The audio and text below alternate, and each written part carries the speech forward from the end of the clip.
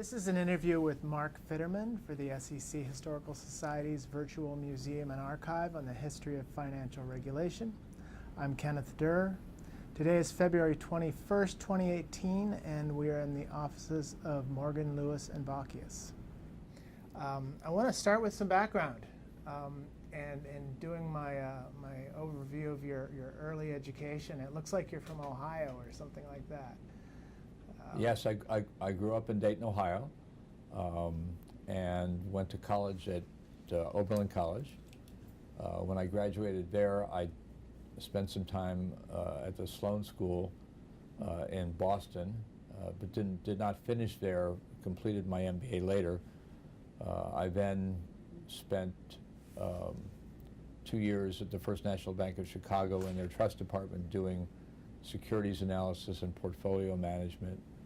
Then worked for a small broker-dealer firm in their Dayton, Ohio office. And when that firm failed financially, I decided to go to law school. Went to Georgetown in 1971 and graduated in 1974 from Georgetown. And after that, I joined the SEC directly after graduating from law school. Now, you were a student assistant while you were at school, right? I'm going to pause you guys real quick. Yep. Okay. So Mark, it looks like you're looking at the camera a lot. I think, are you looking at this water bottle? No, I was trying to look at Ken. Yeah, keep the little intro is fine, but try to keep eye contact with Ken because you were looking right down the barrel, which was a little bit. Oh. Okay. I'll just go like this the whole time. All right. We good? Yep. Yeah, so it looked like you started as a student assistant at the commission while you were in school? I did a couple of things while I was in school.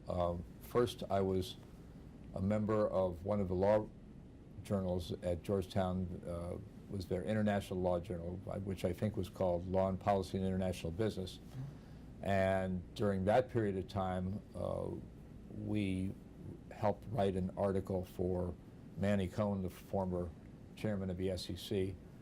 Then my last year in law school, I was research assistant to Professor Jeffrey Bauman, who's taught securities law and corporate law and was a former SEC staff member. And we had a number of interesting projects at that time, and he helped get me involved with the SEC from going to work for the SEC permanently after law school. Okay, so the assistant program then was really sort of working at Georgetown rather than over there? Working at Georgetown, although I did spend 2 summers at the SEC as in effect a law clerk.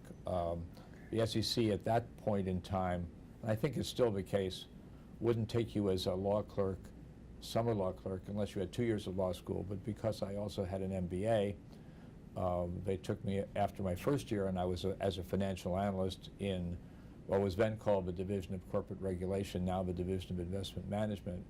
And I was involved in reviewing mutual fund registration statements and proxies and things like that.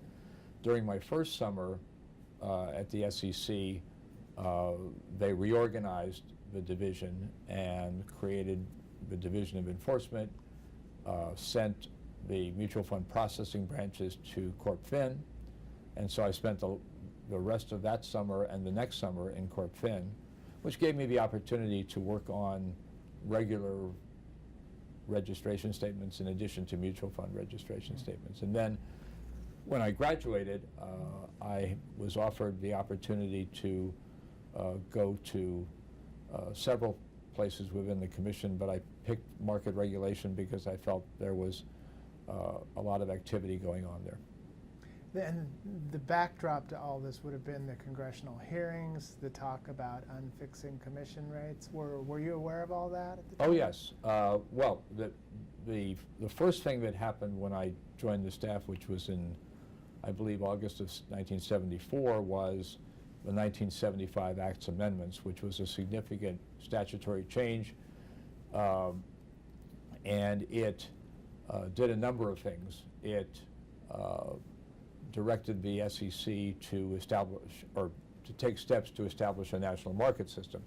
The SEC had put out some stuff before, but this was the first statutory authorization to do that. It also had a number of changes in the statute itself, one of which was changed the way stock exchanges and the NESD adopted rules. Prior to that time, there was no provision for the SEC to review and approve rule changes. There was an informal process where they would send the rule change into the SEC, and if the staff didn't object, then it would become effective automatically. The 1975 Act amendments changed that to create a requirement that rule changes be put out for public comment and approved by order, which was a significant change. And one of the first things we did after the 75 Act amendments was adopted was we were required under the statute to review all the rules of all the SROs, in effect to bring them up to date in terms of them having been reviewed and approved by the Commission. So that would have been a pretty big job to sort of take stock of the SRO rules after the 75. It was. There was a team of people that was Okay. that was assigned to do that, and that was one of the interesting things we did. The other thing that we did was the 75 Act amendments created the Municipal Securities Rulemaking Board, and so all of the SEC rules had to be reviewed to bring them to add the MSRB where applicable. And so a small group of people, including myself and Kate McGuire, who just retired from the staff after more than 40 years, was involved in that project as well. Okay. But most of what I did in the first years at the SEC was work on what we would call the national market system or market structure. Right, and these are the things the 75 Acts amendments started in place. Things like the consolidated tape, was that Well, part of it? I think it needs a little bit of background first. Sure. Prior to the 75 Act amendments and prior to the SEC's National Market System program, the markets were mainly different. The New York Stock Exchange was the preeminent market, accounting for 85 to 90% of the activity. There were regional stock exchanges such as the Chicago Stock Exchange, the Boston Stock Exchange, the Philadelphia Stock Exchange, the Pacific Coast Stock Exchange, which had 2 floors, one in San Francisco and one in Los Angeles, but they didn't have the same level of visibility that the New York Stock Exchange had. Their trades were not really reported. Their quotes were not really available, and so they had a tough time competing with the New York Stock Exchange for business. And so one of the things that the SEC's rulemaking program attempted to do was to try to level the playing field. So a number of rules were adopted. There was the consolidated tape rule, which is now part of Regulation NMS. Most of these things are now part of Regulation NMS. The consolidated tape basically required all the markets to funnel their trades for reporting purposes into a central location, which turned out to be the processing subsidiary of the New York Stock Exchange, and then put out on a tape. The main difference, well, there are 2 main differences. One, it was consolidated, so that you got to see all the trades from all the markets on a single data stream. The second was to create what we call a high-speed line. Prior to that, the tape was a slow ticker tape. You may have seen physical tickers with glass domes and things like that. That was the technology that existed prior to that, and so it only worked at 900 characters per minute. So in busy time periods, the tape would run behind, and you would have to wait for it. When the high-speed line came into place, information was disseminated immediately. The other thing we did was the quote rule, which required markets to publish their quotes and to be firm, which was a major change, was to require firm quotes. We also adopted what was called the vendor display rule, which is still in effect, which was a rule that was designed to increase the visibility of quotations from markets other than the New York Stock Exchange. So one of the requirements was to require that the primary information that you got, your first inquiry, would be consolidated. So instead of going to your quote machine and punching in a symbol and getting the New York Stock Exchange quote, the vendor display rule required that you first got the consolidated quote, and then you could request the New York Stock Exchange quote. Okay. And my understanding is the transaction reporting was a fairly straightforward thing to do. It wasn't that complicated. The quote rule, on the other hand. Well, it was not complicated, but there were issues. The primary issues, and these issues remain out there, were revenue issues with respect to the tape, because the exchanges asserted proprietary interest in the tape. If you, let's say you were a large retail brokerage firm and you had lots of offices and you had quote machines in each of these offices, each of those quote machines would generate revenue. The New York Stock Exchange had their tape. The American Stock Exchange, at that time, it's now part of the New York Stock Exchange network, but they had their own tape. And then there was NASDAQ. So each one asserted proprietary interest and collected revenue. That still is the case. There still is tape A for New York Stock Exchange, tape B for Amex, and tape C for NASDAQ. And that has not totally been resolved even 40 years later. So it wasn't simple. But what were some of the complications for the quote rule? Because I do believe that came out a while, that was implemented a while later, right? Well, a lot of it took time because we wanted to achieve consensus on what was the right thing to do from a technology standpoint, from a regulatory standpoint. So, and we had a small staff devoted to market structure, so you couldn't necessarily do everything all at once. How big was your staff at that point? Oh, the market structure group was probably 4 or 5 people. It included George Simon, Okay. Mike Simon, it included Rick Ketchum, and Brandon Becker, obviously. Okay. Was Lee Picard in there at that? Well, Lee was the division director when I joined the staff. Okay. So he was over all of us. I was part of the Office of Market Structure and Trading Practices, which was headed up by Andy Klein. Okay. And then within that group, we had sort of people who did market structure, people who did trading practices. In those days, the rule was 10b-6, 7 and 8. Those rules were ultimately recast as Regulation M, which is still in effect. But so we had two halves of that office, and so we had a staff that did 10b-6 letters. 10b-6 is a rule that basically says you shouldn't be in there buying the security while you're trying to distribute it, because the worry is that you're going to manipulate the market to make your offering look more attractive. And so there were lots of history about Rule 10b-6. But because I was on the market structure side, I really didn't get to work on 10b-6 letters. So did you work closely with personnel from all the exchanges when you were putting these rules together and vetting them? Yes. I mean, we would be involved with the various markets and discussions with floor people, upstairs people. One of the things we worked on was the so-called intermarket trading system, which was the first attempt to physically link the markets.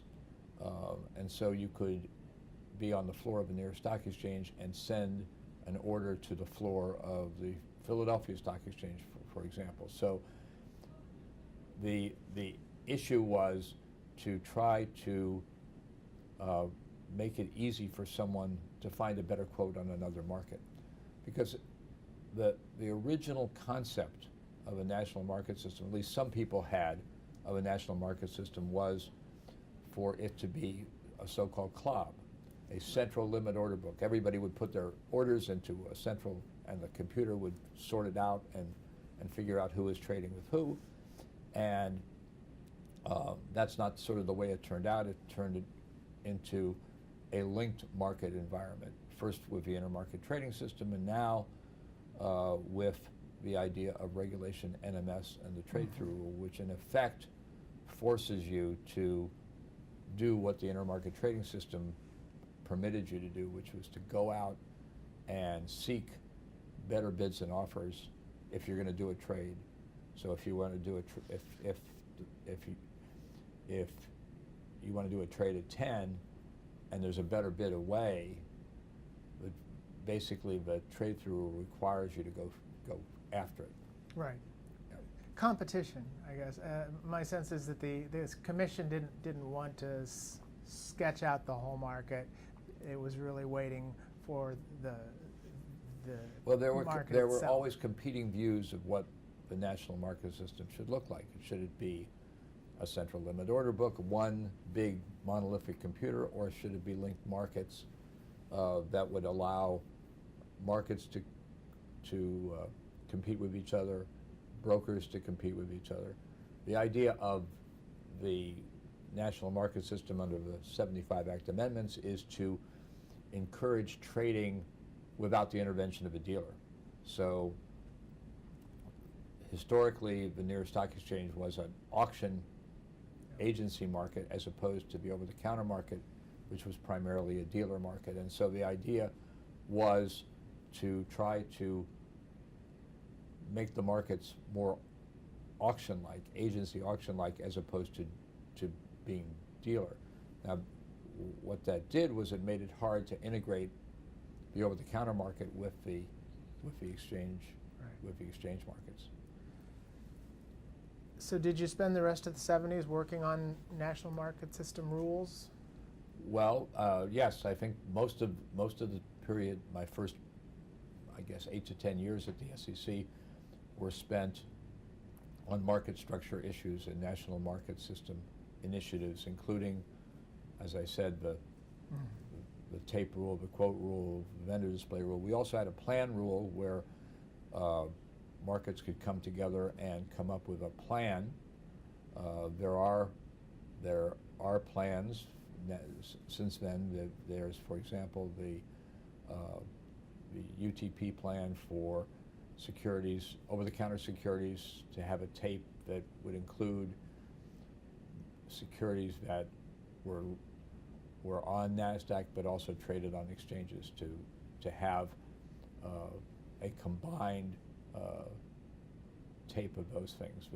That was one of the things that was done under the plan rule. The NASDAQ couldn't go on to ITS? It did, but that was different from creating a tape for the over-the-counter market, because there are two ways of getting things traded on an exchange. One is to list on the exchange and pay the exchange's listing fees.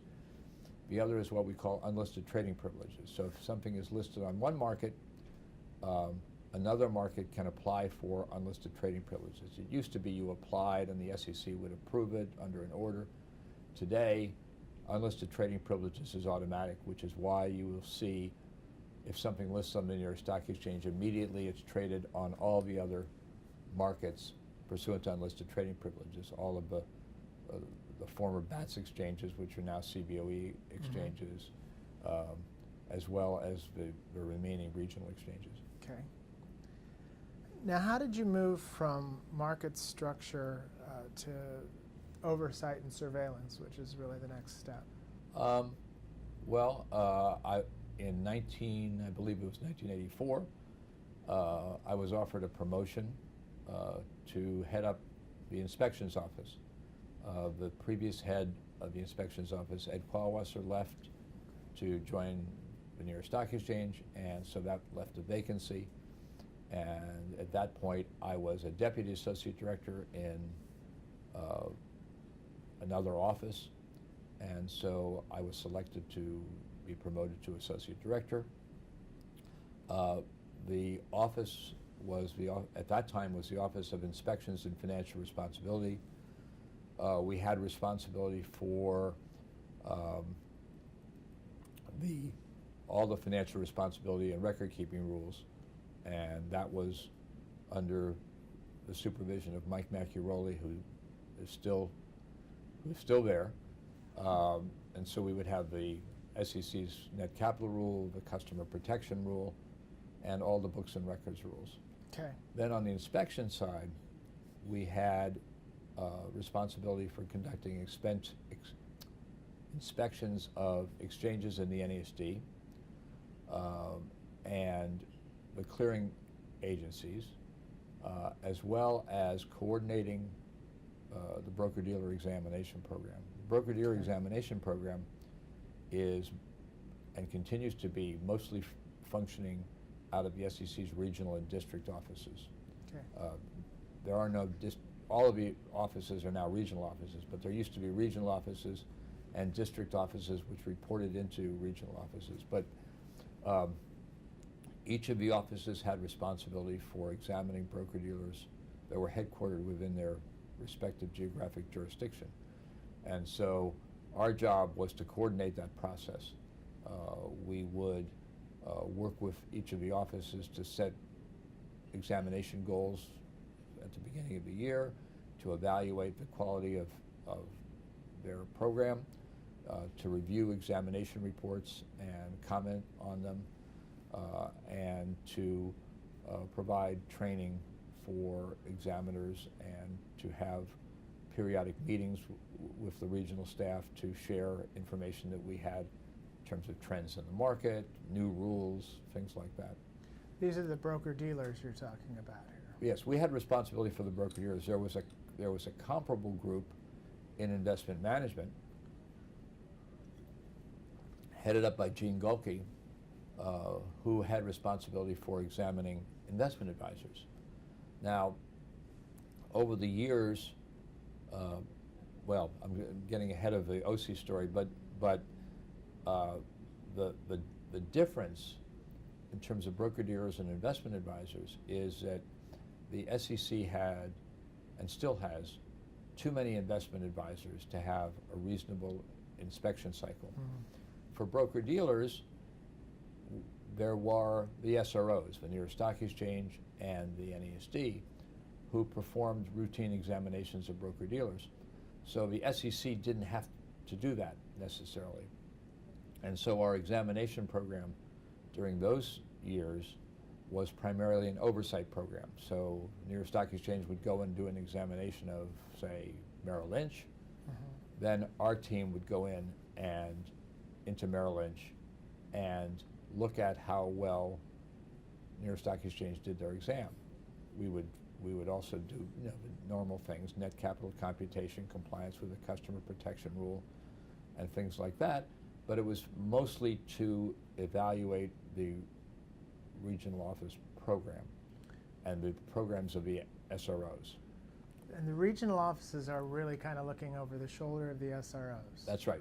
Today, the examination program is much more a direct examination program. Mm-hmm.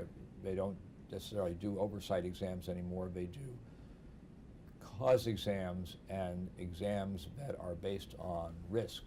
So if the staff thinks broker X may have regulatory risk because of the nature of their business, they will schedule an exam and go out and do that.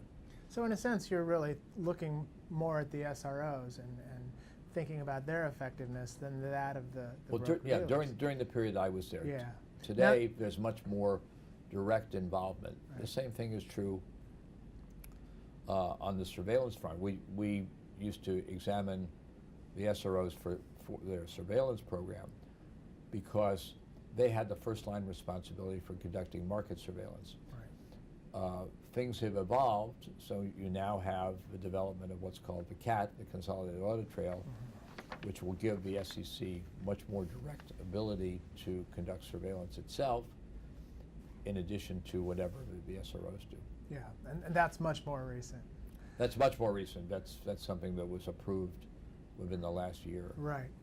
But And is in the process of being implemented. There are some issues associated with implementation. Right. So you're getting into oversight and surveillance and dealing with broker-dealers in the mid-1980s, and this is the financial buccaneering days on Wall Street. Did you see any changes in broker-dealer behavior or patterns of the industry? I think the main thing that happened in the 1980s was the development of financial futures and the increase in automation in terms of being able to send orders and develop orders. And that was one of the things that we found after the market break of 1987, when the Dow fell 22% in a single day. And when we did a comprehensive report, we did a report on the staff. There was also a commission, former Senator Brady headed it up, that came to, I think, similar conclusions, that there was a link between the futures market and the stock market, which resulted in, because of the presence of financial futures, which had much lower margin, people could take positions, synthetic positions in stock with much less capital. Right. And so a lot of what happened during periods, during the market crash, people were selling futures. And when futures got out of line with stocks, people would then buy futures and sell stocks. So the decline started in the futures market, but was exacerbated in the stock market. And so that was one of the major factors that led to the decline. Okay. Was there concern about things like high pressure sales, things like that? Well, sales practice was always something that was on the plate of the examiners. It's something that, and there were always issues, suitability and turning and things like that were always things that are on our plate. And so sales practice was a major aspect of what the examiners do, particularly the examiners from the SROs. But you didn't see a rise and fall in that during the 80s? Well, I think it's cyclical, and particularly with respect to like penny stocks and micro-cap stocks. You would see rises and falls in abuses in that area. So it was always a constant. Sales practice was always a constant. So you didn't see huge increases. I mean, the number of cases that were brought year to year were pretty much, we always had insider trading cases, we always had sales practice cases that we were involved in. Okay. So at some point the title is the Office of Inspection and Financial Responsibility. And inspection is pretty simple. Yes. Tell me a little bit about the financial responsibility part. Net capital is part of that, which is also relatively easy to understand. Well, what else? Well, it was primarily the net capital and customer protection rule and the books and records rules, and those rules are probably the two most important financial responsibility rules, because they sort of link up to the SIPC program. SIPC being the insurance program for broker dealers that fail and assets are missing. So the theory is that if broker-dealers comply with particularly the customer protection rule, which requires you to have possession or control of customer fully paid securities and to segregate net monies owed to customers, that it would be much easier to liquidate a broker-dealer, because the SEC's net capital rule proceeds from the assumption, excuse me, I'm losing my voice a little bit, proceeds from the assumption that the broker-dealer is failing and has to be liquidated.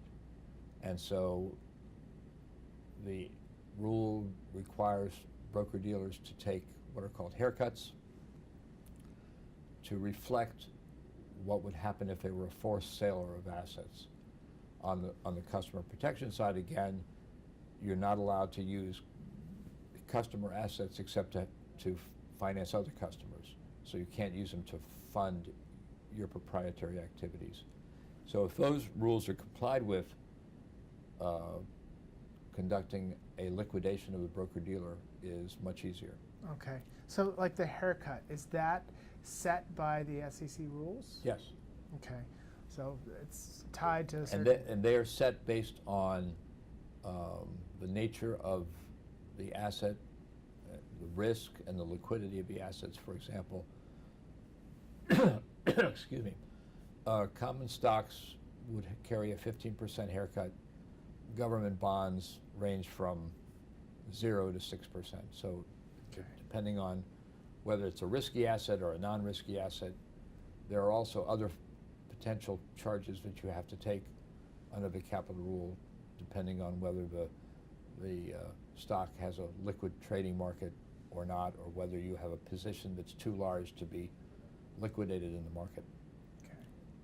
Now, did you have groups within your organization that would just handle these particular issues? Yes. And excuse me. Could we go off for a second? For some reason, I'm losing my voice. Yeah, let's take a little time here. I'm not used to talking so much, at one time. Yeah.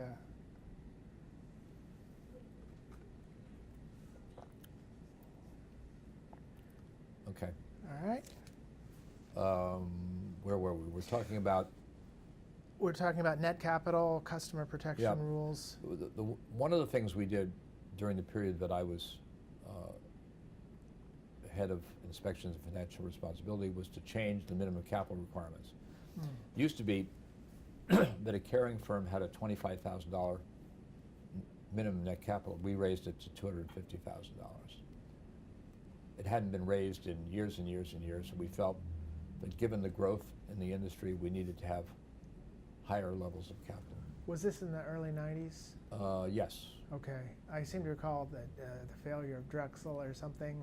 Had Well, something to do Drexel with that. failed, I think, earlier than that. Okay. But I think that was one of the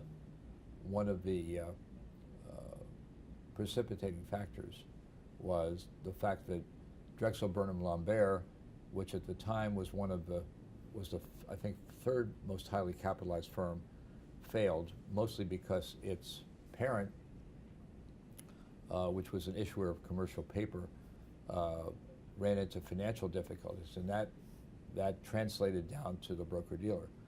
The broker-dealer, in turn, was well capitalized, but then they tried taking capital out of the broker-dealer until the New York Stock Exchange intervened. And that led to another rule that we adopted, a portion of the net capital rule, which requires notice to regulators of significant withdrawals of capital. Okay. Now, when it comes to doing something like setting a net capital rule, is this where you call in the accountants, or not the accountants, the economists to Well, the economists play an important role at the commission, but they're in a separate group. So we would, if we had a proposal, we would run it by the other divisions and offices within the commission, including the economists.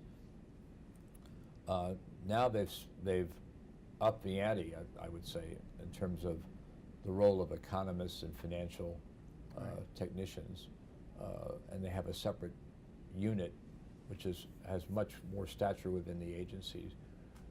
But we did interact with the economists in terms of trying to set these standards. But it was mostly our staff Because it's got to be a delicate balance between making sure they can use their capital wisely and that enough is sequestered so that they're. Well, the net capital rule is designed to deal with the capital of the broker-dealer, the proprietary assets of the broker-dealer, as opposed to customer assets that they're holding. That's what the Right. customer protection rule is designed to do. So the question is, what kind of capital does a broker-dealer need to do the kind of business it has? So if you're just an agency broker, then you don't need a lot of capital. If you're a market maker, you need much more capital. So the rule is designed to handle capital from the standpoint of what the nature of your business is. Okay. So one of the things that you mentioned is that you're working closely with the regional offices, for Yes. example. How was that structured exactly? Did you go out and visit the regional offices? Did you have people coming in and talking to you All on of a the regular above. basis? Well, as you know, the SEC has offices throughout the country, and we would do a number of things. We would have conference calls. We would visit the regional offices. One of the things that that happened to me was it put me on the road much more often, visiting the offices, because it was important to talk to them in person and sort of get the lay of the land, because each of the regional offices in effect had a different personality, in the sense of they had a different mix of broker-dealers, they had a different emphasis in terms of their examination program. Some of the offices were focused more on the capital rule. Some of the offices focused more on the customer protection rule. Some of the offices had no New York Stock Exchange members and only NASD members, which meant that they had a much simpler task from a capital standpoint, but they had a much more difficult task on a sales practice side. Can you give me an example of that, like Chicago versus the Pacific? Or Well, New York was the largest region. They had the most New York Stock Exchange member firms. They tend to focus on the customer protection rule more. The Chicago office tended to focus more on the capital rule. Why? Why? I think it was a function of the staff people that they had and their personalities and what their interests were. Okay. I mean, they all, did the job with respect to, checking the various aspects of the rules, but when you're looking for regulatory issues, I think if you're doing a big clearing and customer business, you tend to want to be looking at the customer protection rule more. If you have firms that don't have a lot of customer business, then you tend to look more at the capital. Okay.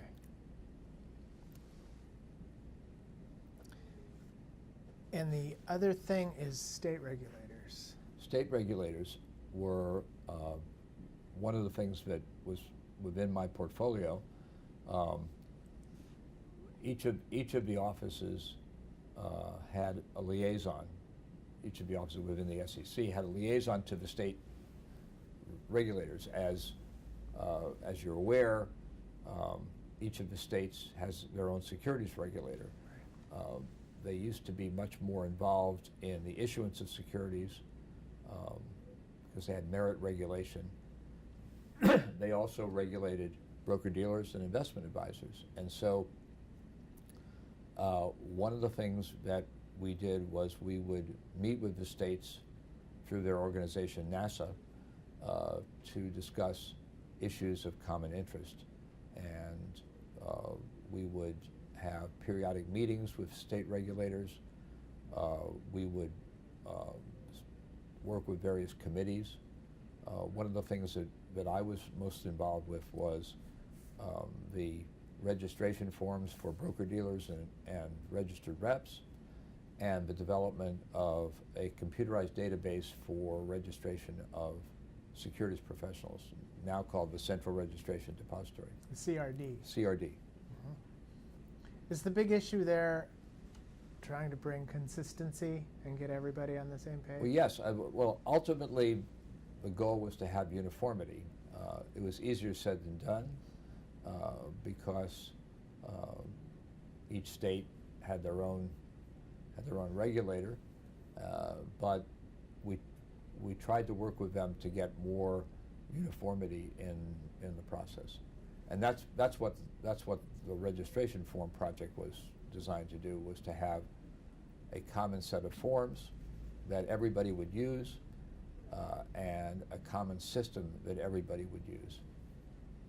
And most of the states are merit states, as you said. Well, actually, merit regulation was eliminated, and so now you have, for the most part, states are out of the right. registration business, but they still have jurisdiction over fraud. They still have jurisdiction over investment advisors and broker-dealers. And investment advisors, there was a division between the SEC and the states over time, so that some advisors are registered only with the SEC, some are registered only with the state. How about insider trading? Was there an exception for that? As far In what as sense? As far as keeping a database. Well, insider trading was part of the surveillance operations of the various markets, and what would happen is, let's say there was an event, a tender offer, a market-moving event. Generally, what the regulator would do is they would look back some period of time, request information from the various firms. The requests were called blue sheets in the day. They were questionnaires printed on blue paper. Now it's all electronic, but so if a New York Stock Exchange had an issue, they would do blue sheets. If the people they were looking at were customers, they wouldn't have jurisdiction over customers. They'd have to refer that to the SEC. It would go to the Division of Enforcement, and they would do an investigation. And so we were involved in the surveillance side of it. Enforcement was involved in the investigative side of it.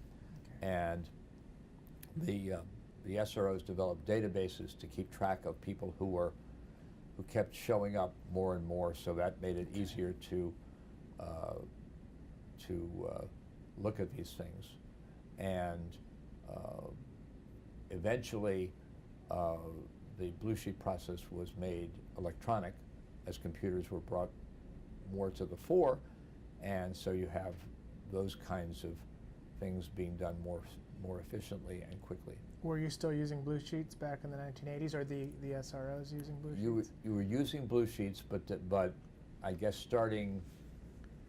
in the late 1980s, early 1990s, it became an electronic system. Okay. We still call it blue sheet because it's of a historical connotation. Okay. Well, we've been talking about the structure, sort of the regulatory structure, and I think you've laid out a lot of good material, but I want to go back and hit a couple of stories before we move on. And Okay. one is the Market Observation and Surveillance System, which showed up in my research, something called MOS. Can you tell me a little bit about where that came from? Well, MOS was a project that involved responding to significant congressional inquiries. Congressman Moss sent a large volume of questions to the SEC, and my recollection is it occurred when I was a young staff person at the SEC, and When the hearings were still going on, that kind of thing? right. I think it was in connection with some hearings he was doing. It's been a long time since I heard about Moss, but the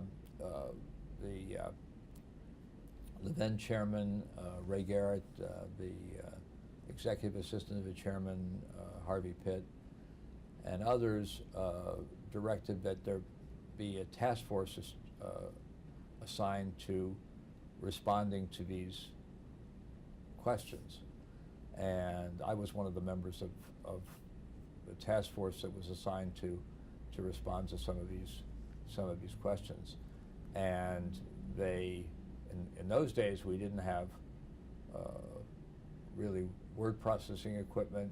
So what they did was they took a large room and they drafted 20 or 30 secretaries with typewriters to type all of this stuff up.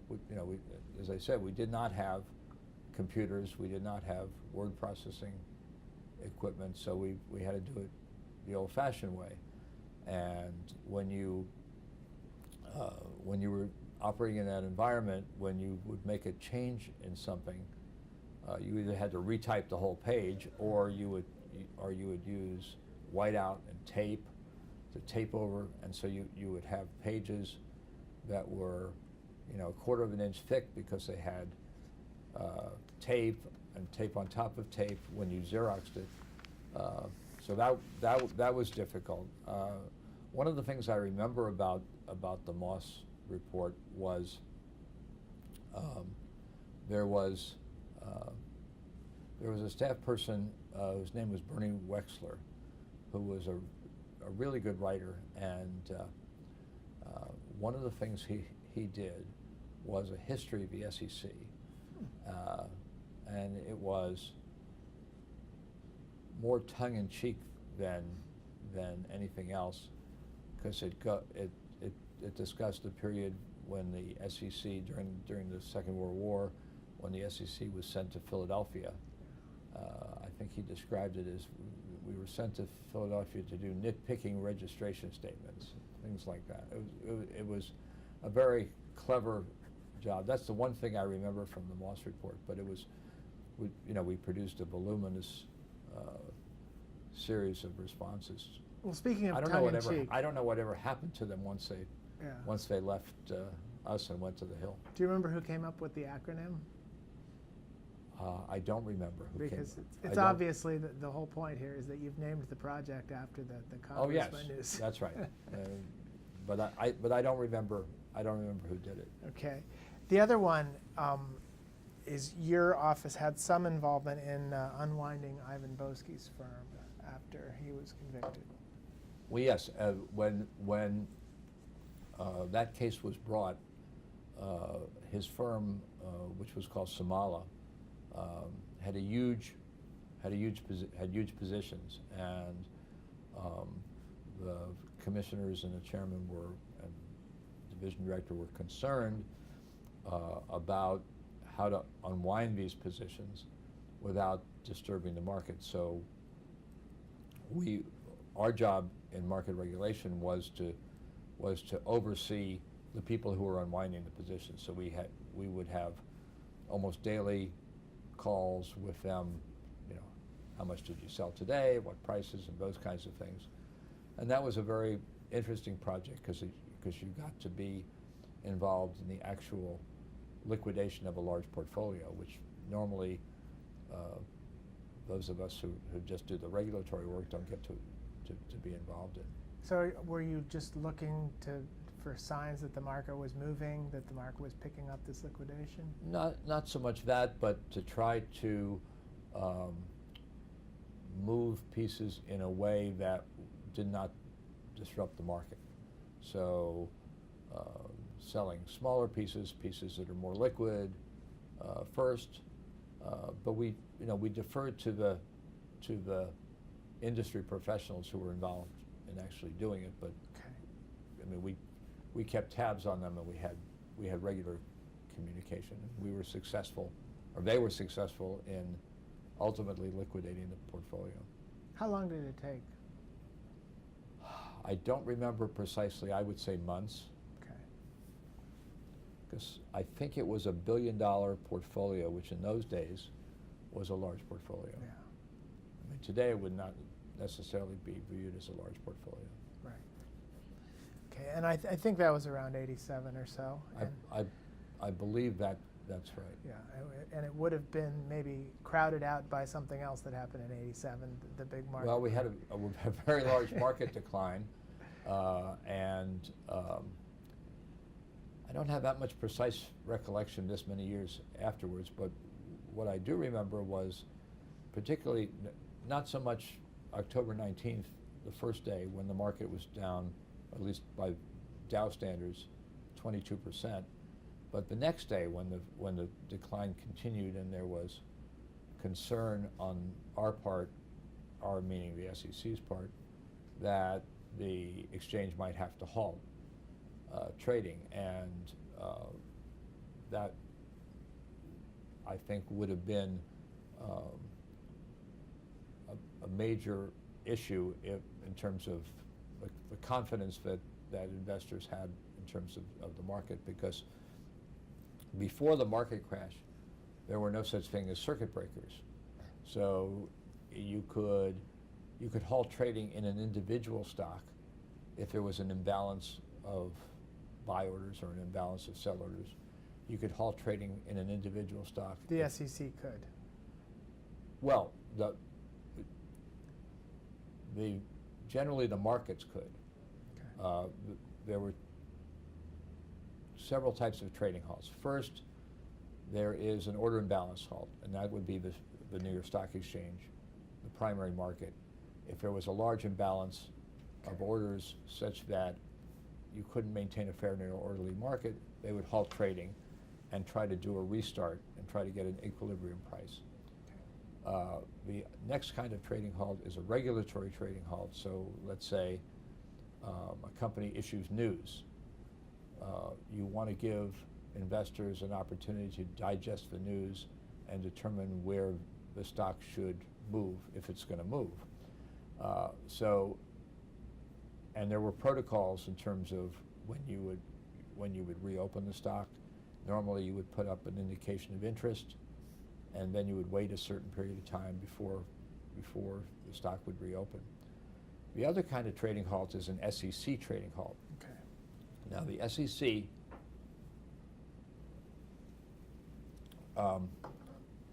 can halt trading for up to 10 days, and usually it's because of absence of current information in the market.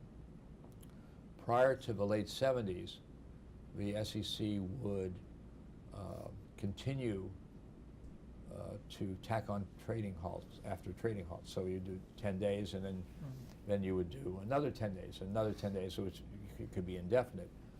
The Supreme Court put a stop to that, saying, no, you can't do successive 10 days. You would need, in order to have a new 10 days, you would have to have new facts. So the Commission stopped issuing these successive trading halts. Now, an SRO, New York Stock Exchange, can halt trading indefinitely, but the SEC cannot. And this was the situation in 87? Well, that's what's in 87, the situation was the SEC could halt trading in an individual stock. The SEC could not halt trading market-wide. Right. And still cannot halt trading in market-wide. What happened afterwards was the markets, in conjunction with the SEC, developed circuit breakers. So if the market was down, originally the circuit breaker was based on the Dow Jones Industrial Average. So if it was down X amount, the market would halt for, I don't remember, 30 minutes or something, and then it would reopen, and then if it went down more, it would halt for a longer period of time. And if it happened close to the close, it would close for the rest of the day, that kind of thing. Okay. Since then, the circuit breakers have been changed to be S&P 500, and They very rarely have been used. As a matter of fact, I can't think of a situation in which the major circuit breakers have ever been triggered. Were the circuit breakers tied to the Dow before? Is that Initially, they were tied to the Dow. Now they're tied to the S&P, but it's the why same the thing. change? Yeah. Why the change? Because I think that the Commission, in cooperation with the markets, determined that the S&P 500 was a broader Okay. Yeah. reflection of the market, and I think today it's a 7% decline. So the declines that occurred more recently didn't even come close to that. Right. And those are and while they were large market drops by, in absolute terms, in percentage terms, they were only, I think, around 4%. But the reason the October 19th, 1987 was concerned is we had never had a decline anywhere like a 22% decline in the market. Right. I think there were some declines way back, I think before the development of the SEC, where markets would go up and down by large percentages, but nothing like this. Yeah. And it was very disconcerting. I mean, fortunately, from a regulatory standpoint, things went relatively smoothly in the sense that we only had, I think, one firm that was under capital as a result of the decline on October 19th. But the concern was that the market decline would continue. Right. And so after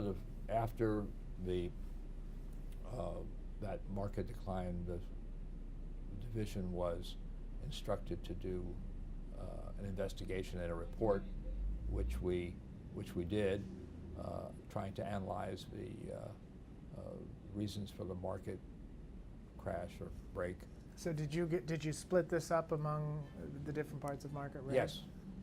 I mean, most of the people in the division worked on the report. Okay. Yeah. So what was the piece that you ended up with? Well, my job was overall coordinator, Okay. and I think in terms of personal responsibility for the drafting, I mean, various offices drafted various pieces, and what we tried to do is put them all together. I think Chapter 3 was which was mostly of the findings, was the chapter I had the most involvement in drafting. Okay. And this is where you talked about the futures market and the influence We talked of about the futures market, we talked about portfolio insurance, and we talked about the impact of futures markets on equity markets, because the thing that was different in the 80s was, as I said earlier, the advent of financial futures, futures on the major stock indices, so that you could buy synthetically the S&P 500 as a future with much less margin than if you were going to buy the individual stocks in the S&P 500. First of all, it would cost you a lot of money, and you could only get 50% leverage, whereas in a future you can get much greater leverage. So Right. The result of that is it injects the potential for greater volatility in the market. It also injects the potential for greater ability to hedge in the market, because you could hedge a stock portfolio with futures cheaper than you can hedge a stock portfolio with, let's say, government bonds or something like that. What was the long-term result of this look into the 87 market break? Well, I think the major, the most significant impact was the development of the circuit breakers, and because after that happened, we didn't have any more of these types of major events until more recent times, the so-called flash crash. Right. I think 2010, and there was a mini flash crash just weeks ago. But those, I think, were somewhat different in that there's been much more, in recent years, was much more algorithmic and high-frequency trading, and so what happens in some of these flash events is that the buyers dry up, and so there are only sellers in the market, and so you can have the market move significant amounts on relatively little volume. Right. Now, something you spent a good bit of time on in the 90s was this large trader rule. How Yes. is that related to what followed the '87 break? Well, there were a couple of things that came out of the market crash, and on the legislative front, the SEC asked Congress for authority to adopt a large trader rule, and the reason for a large trader rule was to try to give the staff and the commissioners better tools to analyze market trading, because it was very labor intensive and time consuming to try to reconstruct trading even on one day. And so if you had, and because the market has become more institutionalized over time, it's more important than ever to be able to understand who's in the market and what they're doing. And so we felt that if we had a large trader reporting system, we would be able to analyze trading better. The problem that we had with the large trader rule was the logistics of actually doing it from a regulatory standpoint and developing a system that the industry could build and comply with. And so we found it too difficult at that time to be able to do it. Now, more recently, the SEC did adopt the large trader rule, but it adopted it in a different, it used a different method to attack the issue. And so, which was much easier for people to comply with. What's the method? Are we talking about technology? Is that the thing that was in the Well, way? Or? no, it was trying to identify all of the accounts that somebody had, and because people would have accounts in different roles at different firms, and while we had something to model on, which was that the CFTC for a long time had a large position reporting rule, and there's a large position reporting rule in the standardized options market, but this was much more complicated because of the myriad ways in which people can hold stocks, and being able to identify all of them in a way that allowed us to put everything together. So what they did in the large trader rule that they adopted was to say, okay, viewing people as having discretion over trading. If you have discretion over trading, then what you're supposed to do over enough trading, and they picked a fairly large number as the threshold, which was another problem that we encountered when we tried to do this before. And so if you exceed the threshold, then you're supposed to file a form with the SEC, get a large trader number, give that large trader number to each of the broker-dealers where you have an account. And then when the SEC calls for the information, so that there wasn't reporting on a regular basis, there was hold the information, and if we need it, we'll call you and you'll send it in. Sort of like what the Treasury Department does with respect to its large position reporting for government bonds. So that was sort of the model that they ultimately settled on. We're not aware, I don't think we're aware that they've actually called for the information yet, but it's there as a tool for them if they want to do it. Will the let me just finish, Sure. because you were asking about what did we do as a result of the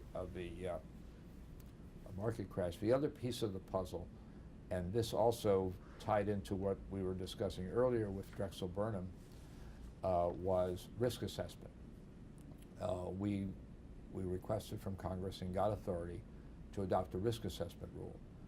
And the risk assessment rule enables the Commission to require broker-dealers, certain broker-dealers, to report information not only about themselves, because broker-dealers are required to report their financial information regularly to the regulators in the form of what are called focus reports, and but they're not required to report information about their affiliates.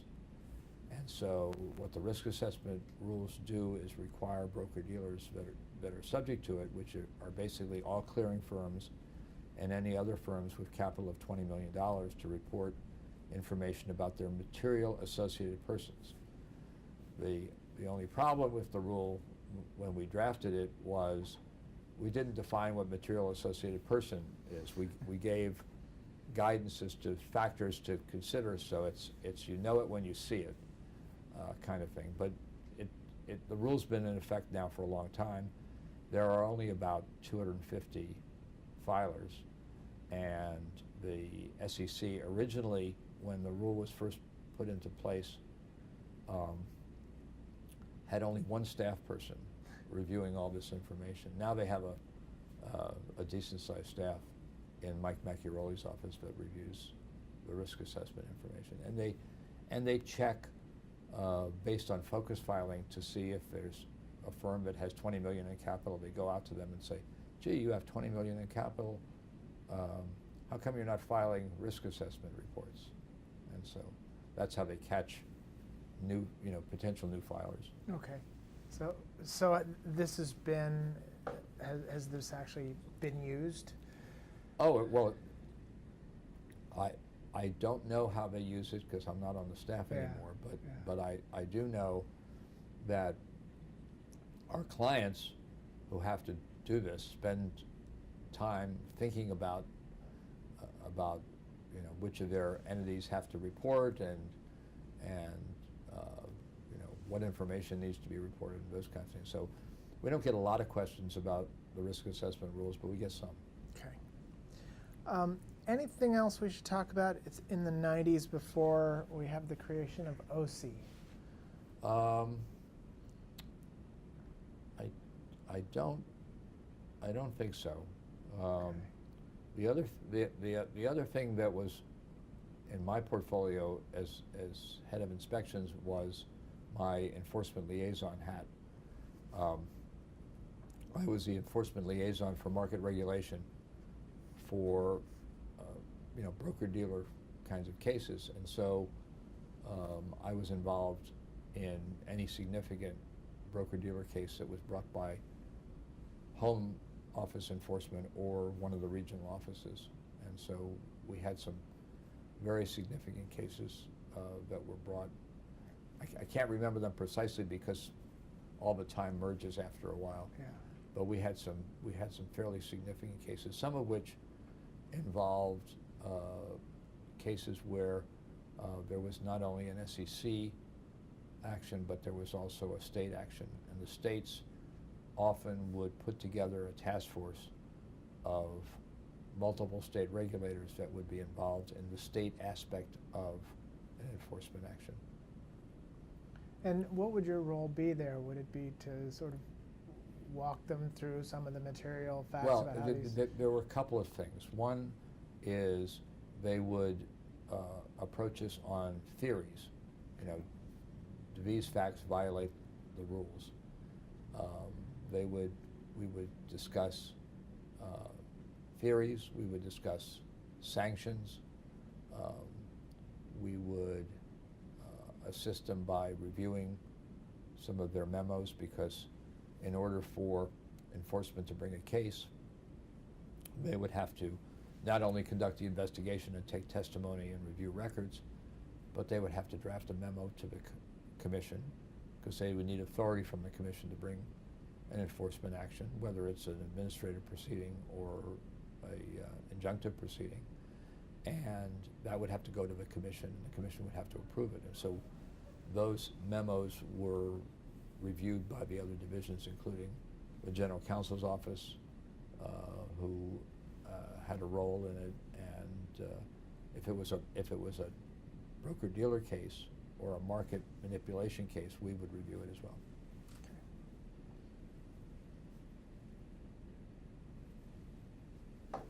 So we've been talking about this function within market reg that was the oversight and inspections. Is there a sense of why the decision was made to kind of pull this out and to form OC? I'm not quite sure.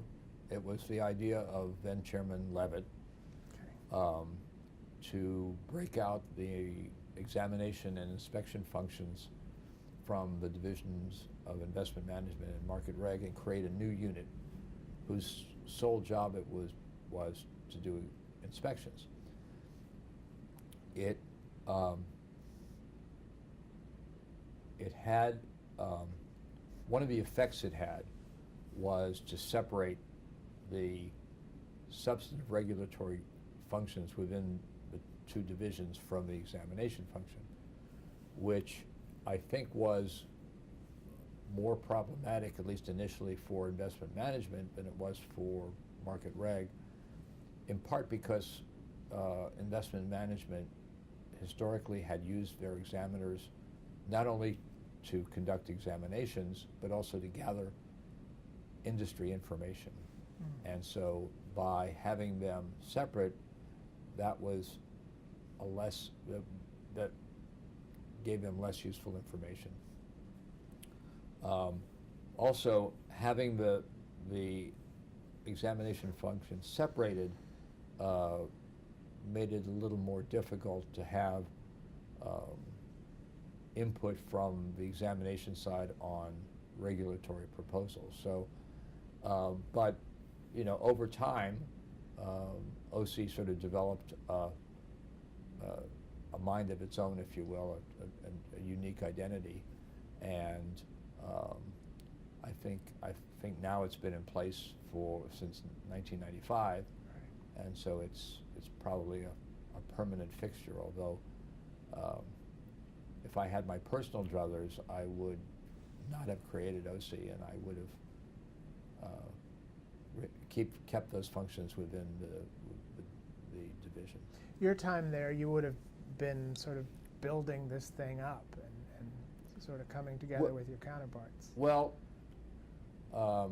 in order to create OC, it was not that difficult. All they did was transfer all the staff people who were in the inspections office, my inspections office, and the people who were in Gene Golke's office into OC. And nothing At really least changed. at the headquarters office. In the regions, there was still separation between the branches that did investment advisor and investment company examinations and the examiners that did broker-dealer and transfer agent examinations. So in the regions, it was not as much of a change as it was in the home office. Okay. And you left late 95? I left in December of 95. I think OC was created in March of 95, and my decision to leave was partly based on the fact that of the change to OC and change in my own personal portfolio at the commission, because I had to give up my NASA role, I had to give up my enforcement liaison role, but also because we had additions to our family, and so we looked at our family finances and decided that it was time to make a change. So, often happens. Yeah, so we decided as a family to stay in Washington, and that resulted in my getting involved with a law firm here in Washington, as opposed to going to New York and working for a broker-dealer, which I had the opportunity to do, but chose not to because neither my wife nor I wanted to wanted to live in New York. Yeah. Notwithstanding all the wonderful things about New York, but you know, we like living in Washington. So did you come to Morgan Lewis right off then? Yes, and in fact, that was one of the mistakes I guess I made, is that most people, if they have an opportunity, take some time between jobs to decompress. But Lloyd Feller, who was the person who was responsible for bringing me here, said, "Oh, we need you, we need you, we need you. We have a project for you." So on Friday, I left the SEC, and on Monday I started here. And I think I'm not sure if it was the first day, the second day they sent me to New York to do a review of a broker's broker, one of our major broker's clients. Mm-hmm. And so now I've been here in Morgan Lewis. This is my 22nd year. Okay. And have you been mostly doing market structure in your practice? Actually, no, because there aren't that many clients, other than Right. exchange clients, Good point. who really are involved in the market structure debate in the sense of hiring outside lawyers to do things for them. We have some of our clients who have interest in some of the market structure rules, and we've interacted with the staff on some of that. We have a number of clients who run what we call alternative trading systems. There is an SEC rule called Regulation ATS, which was adopted after I left, and I think in 1998, which treats broker-dealer systems as, they define them as exchanges but allow them to function without registering as exchanges. So we're involved in a number of those kinds of entities, but we don't do that much in pure market structure. Most of what we do is responding to regulatory questions, counseling clients on investigations and broker-dealer examinations. The one thing that I would mention that really has changed a lot since I came here is we get many, many fewer pure trading questions. So somebody wants to put on a large trade at the close. In the day, they would call us up and say, "Oh, we want to do ABC. Is that okay?" Now, because of the advent of algorithmic trading, many of the trades that would have been done as negotiated block trades are done by chopping orders into little tiny pieces and executing them electronically. So they don't call us because the computer is executing the trade. Yeah. Which gets to, I think, a good place to kind of wrap up is you have an interesting perspective because you were there at the 75 Acts amendments. And then you're on the other side working in your practice when you see Reg ATS go through, and especially Reg NMS. A little perspective on the way market structure has turned out. What do you see that you kind of could have anticipated back in '75, and what do you see that you never would? Gee, I don't think we could have anticipated the high frequency trading in 1975. I think there was a view at the time that what was needed was to go to a centralized electronic system and in effect get rid of exchange floors and have everybody put all their orders into a system. Instead, we have linked markets, which is a fine model, but it's not, I don't think, the model that we really contemplated at the time. But it's a model that has worked over time. They're able to trade billions of shares in a day today, and the settlement period has been reduced first from T+5 to T+3, and now from T+3 to T+2. So all of that is due to the use and advent of computer technology.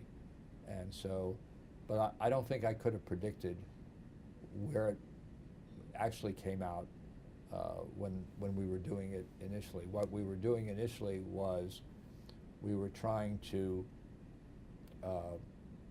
get a more competitive marketplace and allow competitors other than the New York Stock Exchange in the door, and to deal with the impact of another major factor, which was the elimination of fixed commission rates, which was the other seminal kind of thing that happened in the 70s that changed the way markets work and firms interact with customers, development of online brokers and discount brokers, which couldn't have happened in an era of fixed commission rates. So, but I don't think we could have really anticipated exactly where we are. And of course, the story continues in the sense that the Commission just finished a stint with an advisory committee on market structure, and has some proposals that were put out for comment some years ago that may now see the light of day, and have now shifted gears to a market structure analysis with respect to fixed income, and has created an advisory committee on fixed income market structure, which is a very interesting development because for the most part fixed income was, one, a dealer market, and two, a market with 1 million CUSIPs, and so a difficult market to put together, as opposed to saying we're going to trade Microsoft on 10 different exchanges. Now the question is, how do you do 10 million bonds, each individually may trade by appointment? How are you going to get that all linked together? And technology is, I think, a major factor there, with the development of alternative trading systems for bonds. And the question is, what do you do with them? Do you link them? Do you,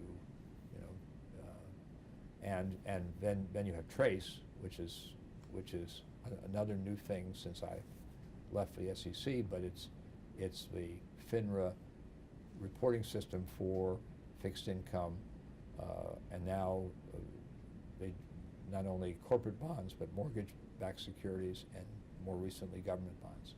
So that's a whole new area of market structure, which I think is extremely interesting, and we're, I think, very much interested in seeing where that all comes out. Terrific. Anything else we should talk about that we haven't touched on? I don't think so.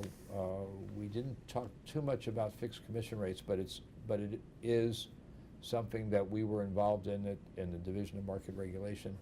The Commission, as I'm sure you know, unfixed commission rates gradually, starting with institutional size orders. The 75 Act amendments dealt with fixed commissions by eliminating them, but the SEC adopted a rule eliminating fixed commissions at about the same time, and we were involved in that. Prior to that, some institutions felt they had to recapture in a fixed commission rate in order to reduce their trading costs, had to become brokers themselves, and that in turn created a regulatory issue of, gee, who should be a member of an exchange?